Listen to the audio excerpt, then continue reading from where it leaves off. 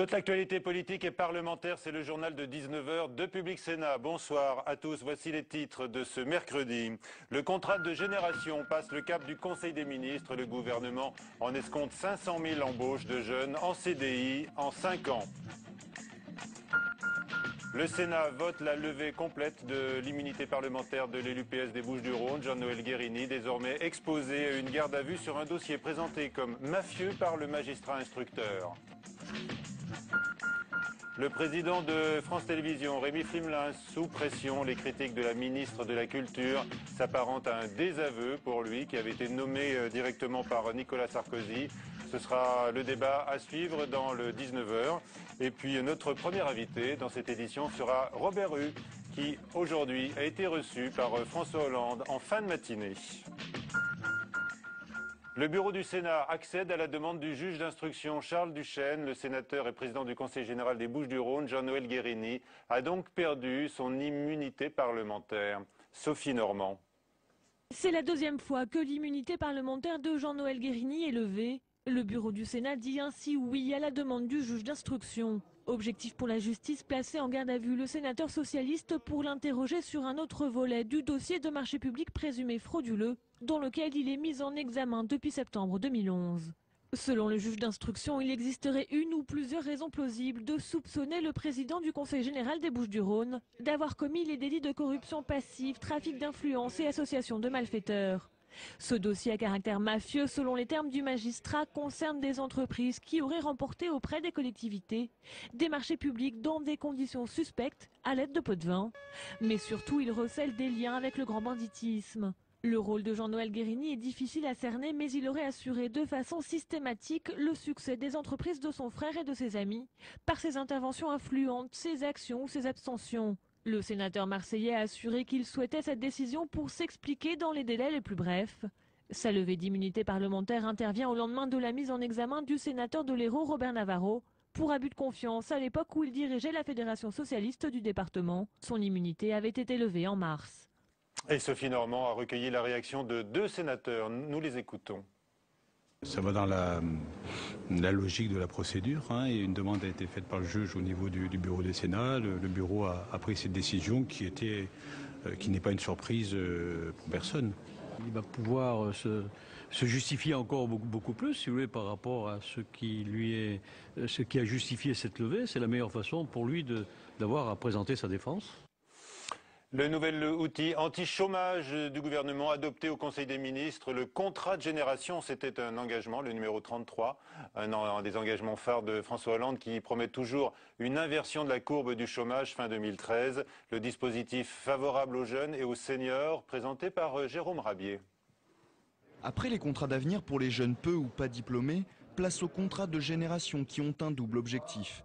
Maintenir les seniors en activité et permettre aux jeunes de trouver un emploi en CDI. Le principe est simple, pour un jeune de moins de 25 ans embauché à durée indéterminée et un senior de plus de 57 ans conservé dans les effectifs, une entreprise recevra 4 000 € d'aide par an pendant 3 ans au maximum. Un dispositif créé pour les entreprises de moins de 300 salariés et que le gouvernement souhaite très large. 500 000 contrats, ce sont 500 000 jeunes et 500 000 seniors. 1 million de personnes vont être concernées par la mise en œuvre de ce contrat de génération. C'est considérable. Dès l'an prochain, cette mesure coûtera 180 millions d'euros et à terme, en 2016, près d'1 milliard d'euros par an. Pour les seniors, l'objectif est d'éviter le licenciement, car après 57 ans, retrouver du travail est quasiment mission impossible. Côté jeunes de moins de 25 ans, le but est de faire chuter un taux de chômage qui frôle les 25%. Le dispositif entrera en vigueur dès le début de l'année prochaine, après l'examen par les 2 assemblées qui aura lieu en janvier. Et la commission des finances du Sénat a adopté tout à l'heure un amendement corrigeant dans un sens plus favorable à l'industrie le crédit d'impôt compétitivité. Le projet de loi de finances rectificative a été adopté par la commission avec le vote négatif des sénateurs communistes. Invité du 19h, Robert Hue, bonsoir. Bonsoir. Vous êtes le président du mouvement unitaire progressiste et à ce titre, mais pas seulement, vous êtes proche de François Hollande. Vous avez été reçu aujourd'hui par le président de la République. Est-ce que votre proximité autorise avec lui un dialogue franc et direct ? Ah oui, ça, totalement. Le dialogue a été franc et direct. Et nous avons fait un tour d'horizon de la situation politique difficile, actuelle. Je lui ai donné mon sentiment, j'ai réaffirmé mon soutien à sa démarche, mais en même temps alerté sur ce que nous entendons dans l'opinion et la nécessité d'accélérer un certain nombre de dispositions. Mais je venais surtout lui parler aussi de la commission Jospin et des dispositions à prendre. D'accord, mais c'est-à-dire quand même que sur les grands dossiers du moment et sur eh bien, la tonalité politique de l'instant, vous l'avez plutôt mis en garde que rassuré alors que les critiques pleuvent. Oui, je pense que les critiques pleuvent dans surtout à gauche, hein, oui, mais bon, je crois qu'il faut savoir raison garder en la matière. La situation est très difficile. J'avais parlé avec François Hollande bien avant son élection de la situation. Il n'a jamais dissimulé les difficultés auxquelles on allait être confronté. Je pense qu'elles sont à un niveau tel, inédit, et qu'il faut prendre des dispositions, accélérer les choses. Peut-être rompre avec certains aspects qu'il avait avancé dans sa rompre aujourd'hui la mise en œuvre d'aspects qu'il avait évoqués dans sa campagne sur par rapport à la financiarisation, par exemple. Je pense qu'il faut être beaucoup plus vigilant.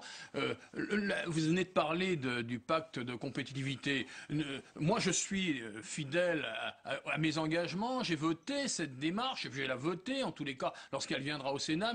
Mon ami Jean-Noël Carpentier l'a voté à l'Assemblée. Il reste que nous votons, mais en même temps, nous ne ménageons pas nos critiques. Par exemple, il y a... Oui, contrairement à vos anciens camarades communistes. Ah oui, complètement, mais moi je ne me vous êtes en rupture avec le parti. Je ne me retourne pas, je ne m'associerai jamais avec la droite pour voter contre un gouvernement que j'estime devoir soutenir aujourd'hui. Alors qu'est-ce que vous pensez? Je prends un exemple, pardonnez-moi, Monsieur Grossior, je prends un exemple sur le pacte de compétitivité. Les 20 milliards accordés sous forme de crédit d'impôt, je pense qu'il faut les contrôler davantage. Je pense qu'il faut des garanties. Ça ne figure pas, à mon avis, il n'y a pas de conditionnalité associée à ce crédit d'impôt. Vous savez que j'avais été porteur d'une loi qui, effectivement, visait à ce que l'on contrôle les fonds publics. Voilà des choses sur lesquelles il faut marquer, mettre le curseur à gauche. On a parlé des communistes, vos anciens camarades, Robert Hue. Qu'est-ce que vous pensez d'eux, et de leur vote surtout, qui font que le Sénat n'est plus de gauche aujourd'hui? Écoutez, moi je l'ai dit, je pense que c'est une faute de voter au Sénat avec la droite. Je suis pas. Ce qui m'a fait m'écarter du groupe dans lequel j'étais. Vous avez rejoint le groupe mes valeurs communistes sont intactes, mais en même temps, je ne peux pas accepter qu'on prétende qu'on soutient une majorité ou qu'on est dans une majorité et avoir un comportement inverse. Moi, je suis quelqu'un de loyal. C'est-à-dire que le jour où je serai en désaccord, je dirais, je ne suis pas d'accord, je suis dans l'opposition. Mais eux jouent sur les deux aspects. Est-ce que vous avez des reproches plus directs et peut-être même plus personnels à adresser à Pierre Laurent, le secrétaire national du PCF, qui est devenu sénateur et qui peut-être donc est tenté de faire du Sénat une chambre d'expression communiste? Non, je n'ai pas à me situer par rapport désormais au Parti communiste. Je ne suis pas une dissidence du Parti communiste. Je suis un mouvement autonome, progressiste, qui a d'ailleurs, certes, d'anciens communistes qui y participent, mais aussi des socialistes, des gens différents. Moi, je suis pour fédérer ces forces qui, pour le moment, sont un peu dans le doute, je dois le dire. Je ne suis pas pour une démarche qui vise à une fuite en avant alternative, pour reprendre des formules du front de gauche, à la politique actuelle. Vous la dénoncez comme une gauche archaïque? Je pense qu'il y a effectivement un certain archaïsme dans une démarche à l'ancienne et qui... Bon, moi, je suis pour... Je ne serai jamais social-démocrate, je respecte les sociaux-démocrates, mais... Vous ne serez jamais comme votre ami François Hollande, alors. Mais François Hollande... Il assume. Moi, je ne suis pas social-démocrate. En même temps... social-libéral. En même temps, je suis pour les alliances nécessaires. La gauche n'est pas majoritaire dans ce pays. Si on pense un seul instant qu'elle peut être majoritaire en se privant d'une partie importante que les Français ont choisie, je pense qu'on se trompe. Mais en même temps, moi, je pense représenter une sensibilité qui aujourd'hui est dans le doute, qui a voté pour François Hollande et qui veut aujourd'hui aller plus loin et être rassuré. Et cette sensibilité, Vous êtes le seul à l'incarner aujourd'hui? Non, je crois pas. Je crois pas. Vous avez vu les élections partielles? L'abstention, qu'est-ce que ça signifie? On a vu l'échec cuisant Oui, du PS. mais qu'est-ce que ça signifie l'abstention? Ça signifie qu'il y a un certain nombre de gens qui ont voté pour François Hollande à l'occasion de la présidentielle. L'électorat populaire qui s'est détourné. Et qui aujourd'hui ne sont pas prêts du tout ni à voter Front de gauche, ils n'ont pas voté Front de gauche, ni à voter à droite, et s'abstiennent. Il faut que des gens rassure cet électorat. Je suis là pour ça et j'entends fédérer cet électorat, contribuer à ce qu'il soit et permettre de faire gagner la majorité. Je ne veux pas être défaitiste. Je suis pour que cette majorité gagne, mais en même temps, il faut qu'elle s'inscrive dans une démarche d'élargissement, d'ouverture beaucoup plus forte. D'accord. Donc c'est le discours et le message que vous avez porté auprès du chef de l'État. Vous avez essayé éventuellement de lui regonfler le moral. Mais écoutez, il n'avait pas l'air de quelqu'un qui était sous terre. Il était effectivement dans une démarche d'écoute, très attentif, et je pense que c'est bien de ne pas vouloir aujourd'hui négliger l'écoute d'un certain nombre de gens qui ne veulent pas la mort du petit cheval. D'accord, pas la mort du petit cheval, ni de la gauche au pouvoir. Robert Rue, je vais vous soumettre la couverture du Nouvel Observateur cette semaine, qui est sévère, on sait l'hebdomadaire proche de la gauche, mais qui titre sur une photo de François Hollande « Le désaveu ». Oui, alors s'il n'était pas proche de la gauche, qu'est-ce que ça serait? Non, je crois que il y a une démarche journalistique évidente là, dans un titre qui accroche, mais en même temps, on n'est pas dans le... Non, le titre correspond à ce que vous venez de dire quand même. Certes, le constat que vous venez de dresser, c'est bien celui-ci, le désaveu des couches populaires. Mais en même temps, je crois qu'il y a la possibilité d'avancer. Il y a des succès déjà dans la politique menée, et il faut qu'ils grandissent. En même temps, accordez-moi que la situation de ce pays est absolument folle et inédite. Alors je veux bien que le Nouvel Observateur ne le mette pas en évidence, mais ça c'est une réalité à laquelle il faut être confronté, il faut être réaliste, il faut être sérieux. L'Obs a des airs d'humanité cette semaine, mais bon, je vous dis, je me situe pas par rapport à un tel ou un tel. François Hollande et Jean-Marc Ayrault ont tranché dans le dossier Florange. Je ne sais pas, je me dis que vous êtes plus proche a priori d'Arnaud Montebourg qui a préconisé une nationalisation provisoire. Est-ce que je me trompe? Je ne veux pas banaliser ce qu'a été le sauvetage des emplois. En même temps, les nationalisations, je pense que c'est un outil, mais il faut savoir s'en servir à bon escient. Et il ne faut pas faire miroiter avec les nationalisations des dispositions qu'on n'est pas en mesure de prendre. Et il y a des nationalisations qui sont de vraies béquilles par rapport au pouvoir et au patronat. Moi, je suis pour que l'argent public, qu'elle soit utilisée pour le sauvetage, par exemple, de la sidérurgie, mais la notion de nationalisation provisoire me plaît pas. D'accord, donc voilà, l'option retenue était la bonne pour vous. C'est l'expérience. Jeudi prochain, mardi précisément, François Hollande va déjeuner avec les grands patrons du CAC 40, de l'association des entreprises privées, et certains à gauche, là encore, se disent choqués. Et vous ? Moi, je pense que s'il ne mangeait qu'avec les patrons du CAC 40, ça serait choquant, mais je pense qu'il aura un rapport semblable avec les syndicats, avec le monde du travail, j'en suis convaincu. Merci beaucoup Robert Rue d'être venu aujourd'hui nous faire part de vos récriminations et de vos satisfecits adressés au chef de l'État et transmis aujourd'hui directement par vous-même. Les présidents de France Télévisions sont généralement sur la sellette après chaque alternance, c'est un grand classique. La charge de la ministre de la Culture, Aurélie Filippetti, a néanmoins surpris aujourd'hui. Rémi Flimelin a en effet essuyé tout un tas de reproches sur sa gestion et ses programmes. On en parle avec nos invités, mais d'abord la présentation des griefs par Christophe Garnier. L'actualité des médias devait être aujourd'hui la naissance de 6 nouvelles chaînes TNT. Elle aura été finalement marquée par les propos très critiques d'Aurélie Filippetti sur la gestion et le choix des programmes de France Télévisions. Visant directement le patron du groupe audiovisuel Rémi Flimelin, la ministre de la Culture faisait ce matin publiquement part de ses interrogations sur sa stratégie. Je veux que France Télévisions nous présente un plan stratégique et avec des missions de service public qui soient claires en matière de soutien à la création, d'augmentation des programmes en direction des enfants et notamment les programmes éducatifs. Les critiques de la ministre interviennent à un moment où France Télévisions est confrontée à de sévères restrictions budgétaires. Le recul des recettes publicitaires et la baisse des dotations de l'État vont contraindre France Télévisions à réaliser 130 millions d'euros d'économies. Une situation qui ne sera pas sans conséquences pour l'emploi. Les réactions dans l'opposition n'ont pas tardé. Certains y décèlent un retour de l'interventionnisme de l'État dans la gestion de la télévision publique. C'est de l'interventionnisme outrancier. Et moi, je pense que qui veut tuer son chien l'accuse de la rage. Donc si l'actuel ministre de la Culture, si l'actuel gouvernement a à redire quant au travail de M. Fimelin, il faut s'y prendre d'une autre façon. Aurélie Filippetti souhaite rencontrer au plus vite le PDG de France Télévisions. Un préavis de grève d'une partie du personnel et des producteurs audiovisuels a été déposé pour mardi prochain.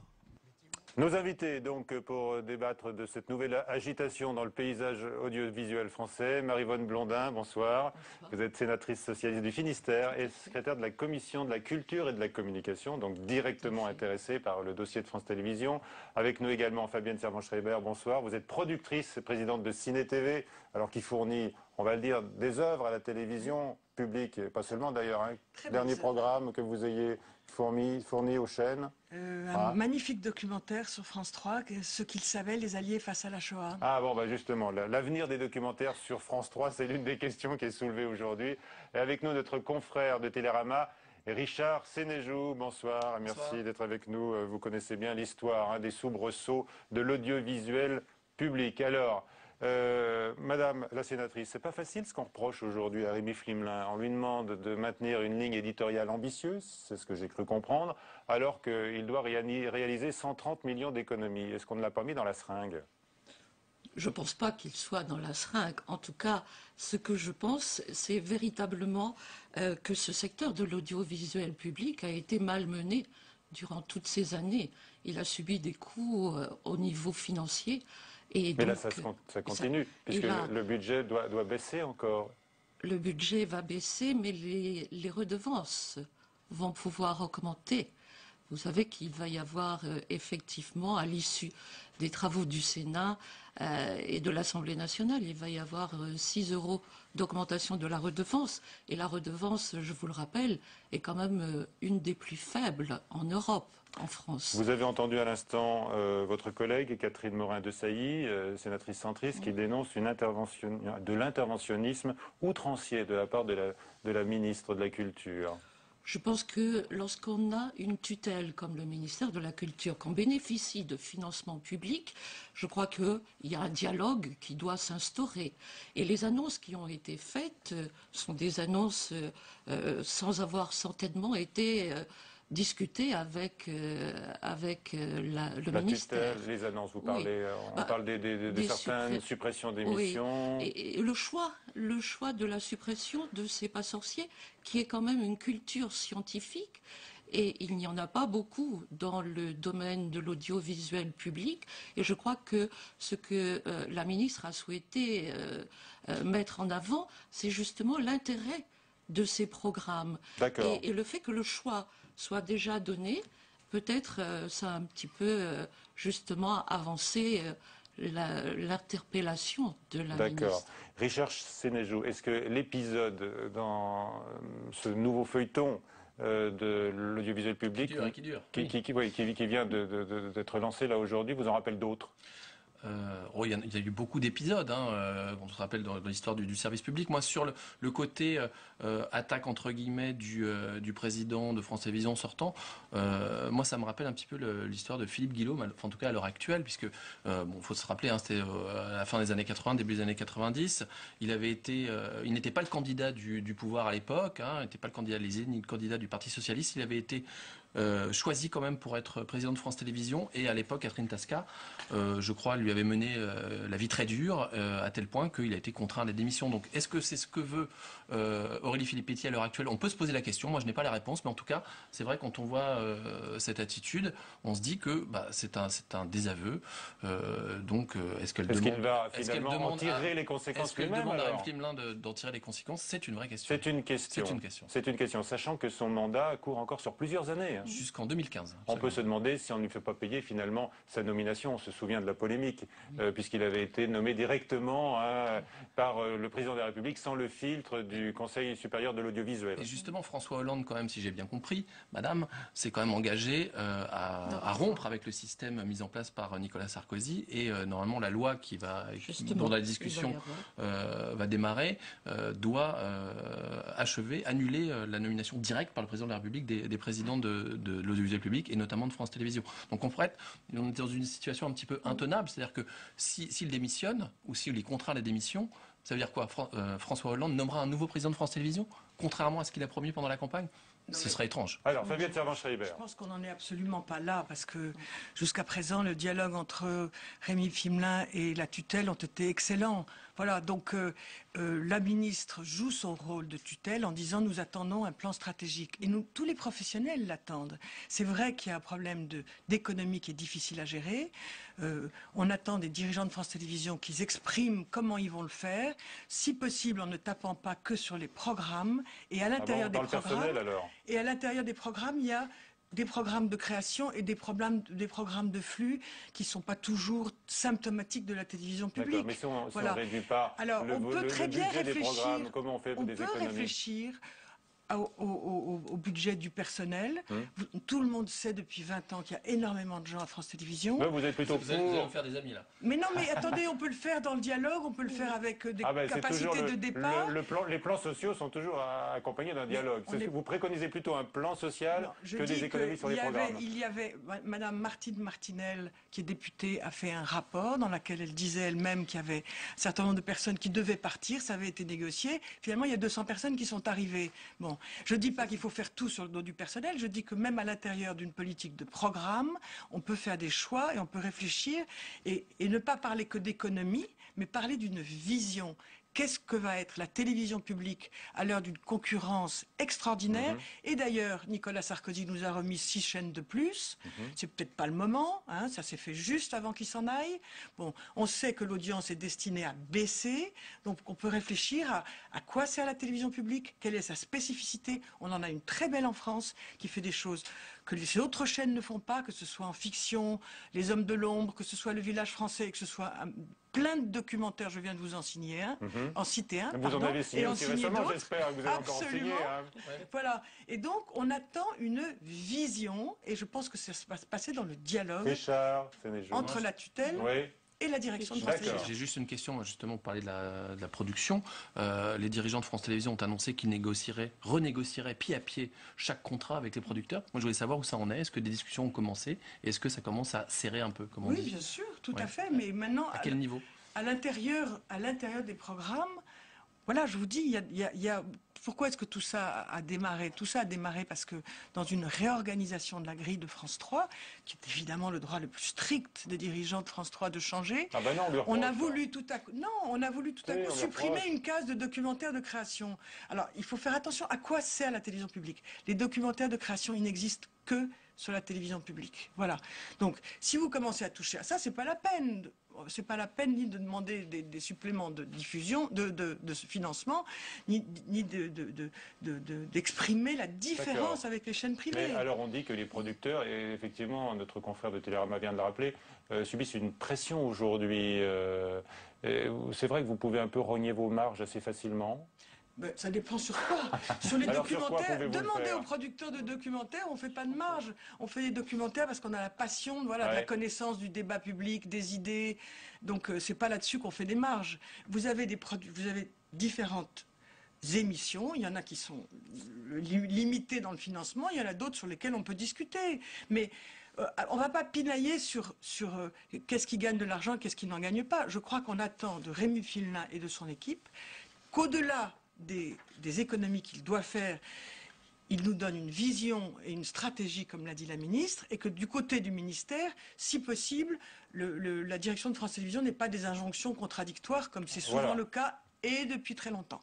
Ah, ça c'est un des problèmes. Vous dites que le dialogue avec la tutelle et France Télévisions était plutôt bon jusqu'à présent, mais quand on entend, Madame la sénatrice, la ministre de la Culture, je veux le voir, le président de France Télé, au plus vite, et je vais le voir très prochainement, là, ça sonne quand même comme un rappel un peu sévère. Effectivement, je pense que là, il y a dû avoir un petit malentendu sur justement cet effet de dialogue.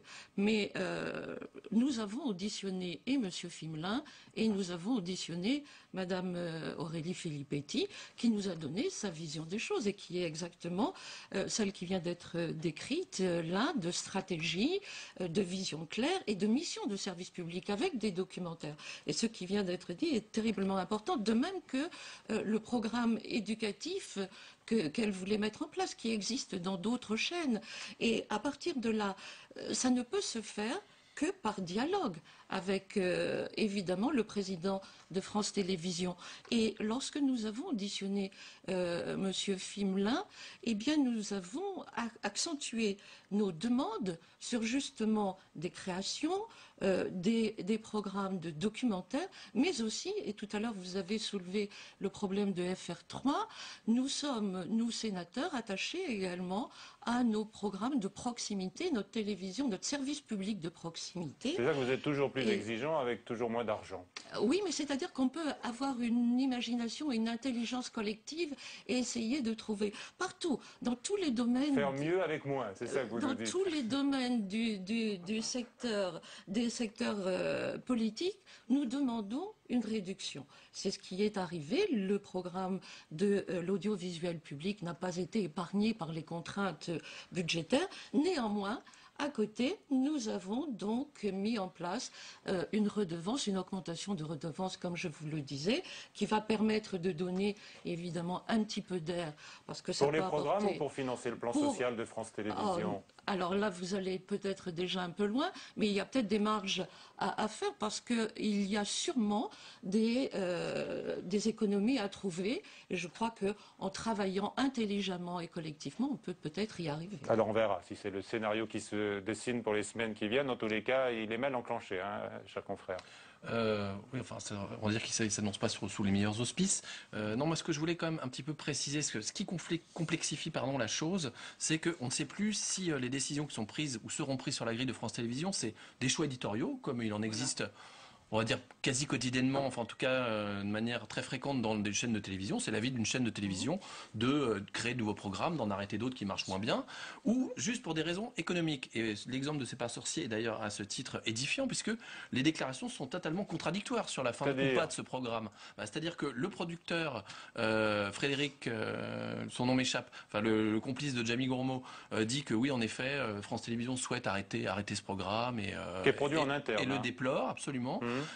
Et d'un autre côté, France Télévisions dit que non, on a signé d'autres numéros, on ne sait pas quand ils seront diffusés. Donc voilà, alors d'un mot pour conclure, on est en pleine négociation, mais là sur le budget et pas forcément sur la qualité du programme en lui-même. Alors si le programme ne fait plus d'audience, qu'on le dise et qu'il le change s'il le souhaite. Et on va s'arrêter là. Rémi Fimelin a formidablement redressé l'information sur France Télévisions. Personne ne contredira ce fait. Il faut maintenant qu'il redresse la qualité des programmes et que les pouvoirs publics l'aident. Voilà. Dans cette stratégie. Voilà, merci. Et le soutiennent, y compris s'il y a des difficultés. C'était la question du nouvelobs.com. Est-ce que vous êtes satisfait des programmes de France Télévisions?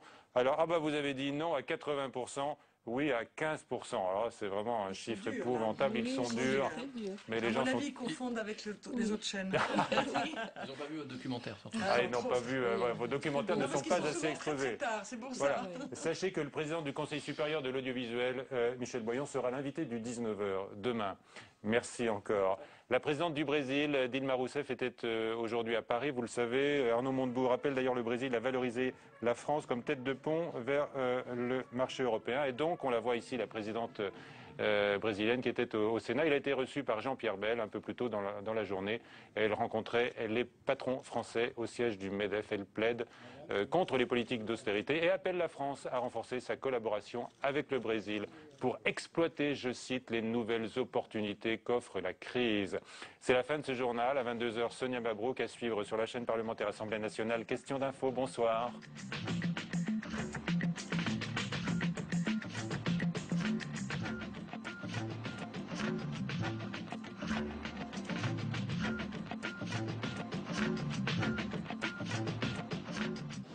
Monsieur Mitterrand trouve cette Europe floue, cette Europe peut-être molle, oui. Alors je dirais que... Votre Europe? La mienne ou celle du président de la République que nous sommes en train de réaliser? Celle de M. Giscard d'Estaing, celle de M. Barr, qui est votre parrain, et la vôtre. Les débats sur l'Europe ne datent pas d'hier, mais leur particularité est d'avoir suscité des clivages, non pas seulement entre les camps, comme ici entre la droite de Simone Veil et la gauche de François Mitterrand, mais aussi à l'intérieur même des partis politiques. Alors comment le PS, encore divisé sur ces questions, s'en sort-il? Comment s'expliquent les évolutions de François Hollande avant et après l'élection présidentielle? Et y a-t-il eu des maladresses de communication sur ce sujet ô combien sensible de l'Europe? Cette semaine, nous déshabillons en tout bien, tout honneur, François, Jean-Marc et leurs amis en costume d'Européens. Déshabillons-les, présenté par Hélène Risser, c'est ce soir à 22h45 sur Public Sénat.